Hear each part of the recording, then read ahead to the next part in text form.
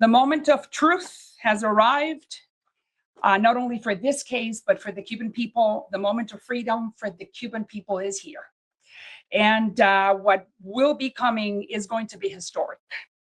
As I say these words, I think of you, I think of my grandparents, I think of all my generations, I think of the generations before me, I think of the thousands and thousands of Cuban constituents that I serve in the district number 27, the city of Miami, who have waited 65 years to live a moment like this, a moment of truth. As I said, the Cuban people have endured torture, repression, and some of the darkest chapters any country in the Western Hemisphere has had to experience. And this is one of the most horrendous crimes committed by this regime, the shooting down of 4 planes, American planes with American citizens on board, just because they wanted to let the Cuban people inland or on the island what their human rights were. That's all your son was doing. And I am sure that you can never be able to live, and that the pain that you have to live through by having lost a child, a 24-year-old, a son, just because he was doing something that was good for the community, something that it's laudable and that you have to always carry it in your heart. I know it's hard, but you have to live with this great satisfaction and gratification that he did the right thing when he died, and he was doing the right thing. And because of this crime, shooting down 4 American planes in international waters, and 2 planes, 4 people, 4 American citizens, not because of this crime and thousands of others. I know that today the voice of God is going to fall like a thunder upon this regime and for what it has done. And thank God that Marco Rubio and Donald Trump are in the White House at the center of world power, extending a hand to the Cuban people.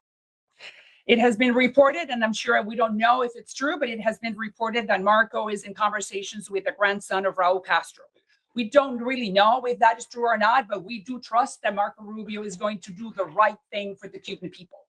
Marco, as well as all of us, including me, we have Cuba in our DNA, and we know what is the right thing to do. So the question is, what are the Castro regime going to do? Specifically, his son, Raulito, as they call him.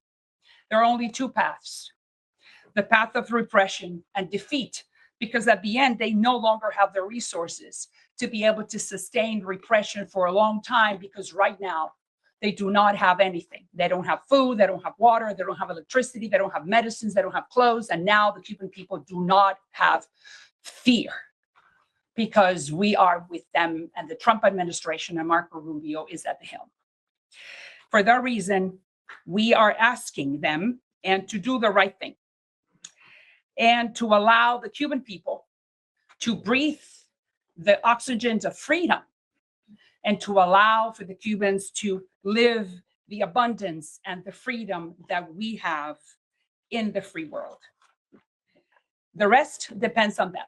But we do know, and I'm sure that all of us know, that the Trump administration and Marco Rubio is going to do the right thing, which is they are not going to waver, and they are going to allow for the Cuban people to be free at all costs. So this is the moment, this is the glorious moment. We're living history. And for the first time in 65 years, we have a great hope that what's happening in Cuba, the misery, the torture, and everything that the Cubans have had to live on this side of the island, on the other side of the island, is coming to an end. So we're very hopeful. Thanks to Marco and to President Trump.